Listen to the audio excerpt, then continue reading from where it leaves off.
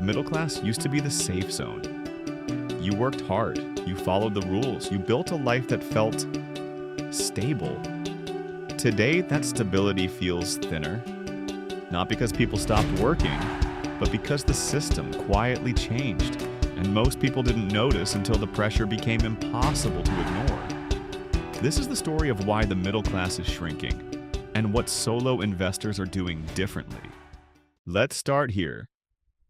The common narrative says people just need to work harder, budget better, or hustle more.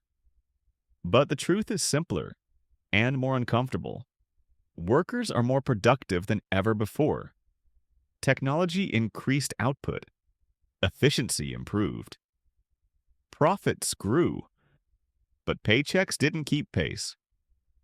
Over long periods of time, real wages for middle-income earners failed to rise as fast as inflation, a trend tracked by institutions like the Federal Reserve.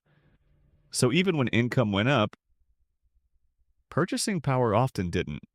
People weren't falling behind because they were lazy. They were falling behind because the numbers stopped working. Now let's talk about expenses, because this is where the squeeze really begins. Housing costs surged. Healthcare became unavoidable and expensive. Education shifted from opportunity to lifelong debt. Childcare became a second mortgage. The middle class didn't suddenly start overspending. Life simply became more expensive, faster than income could adjust. At some point, even a good salary stops feeling safe. And when the basics consume most of your income, there's nothing left to build with. There was a time when a job meant security. You stayed long enough, you earned raises, you retired with a pension. That world faded quietly. Automation replaced routine work. Outsourcing lowered labor demand. Gig work increased flexibility, but removed guarantees. Today, risk lives with the individual. Retirement planning, healthcare decisions, income volatility. What used to be handled by institutions is now handled by people, often without training, guidance, or margin for error. The middle class didn't disappear, the safety net did. Here's the part most people miss. Economic growth didn't stop. Markets rose, real estate appreciated, businesses scaled faster than ever. But the rewards flowed primarily to those who owned assets. Those who owned stocks, property, or businesses saw wealth compound. Those who relied solely on wages experienced stagnation. This growing gap between labor income and capital income is documented by data from agencies like the Bureau of Labor Statistics. Ownership became the dividing line, and the middle class shrinks when ownership becomes optional instead of expected. When income couldn't keep up, debt stepped in. Student loans, credit cards, longer auto loans, buy now, pay later plans. Debt wasn't a moral failure, it was a survival mechanism.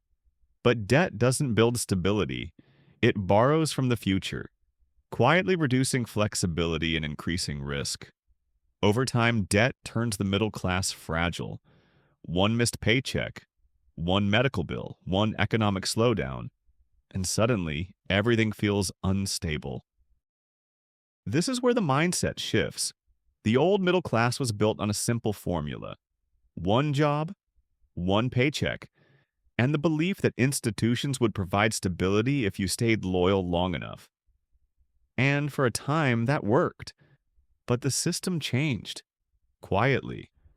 The modern middle class survives differently, not by working harder inside the system, but by building leverage outside of it. Through ownership, assets that grow even when you're not working.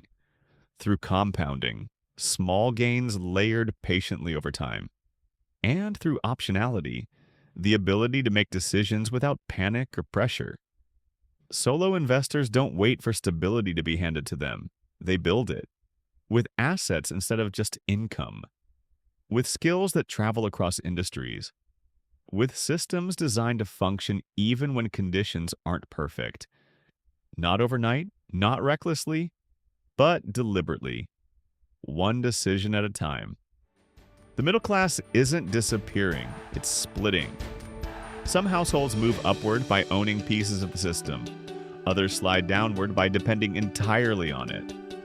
The difference isn't intelligence. It isn't effort. It's structure. The rules changed quietly. Those who adapt preserve stability or grow beyond it. Those who don't feel like they're running faster at just a standstill. The solo investor mindset isn't about getting rich. It's about staying resilient in a system that no longer guarantees security. Because in today's economy, stability isn't inherited, it's built. Thanks for watching. Please like and subscribe. Let us know in the comments what you think the new middle class is.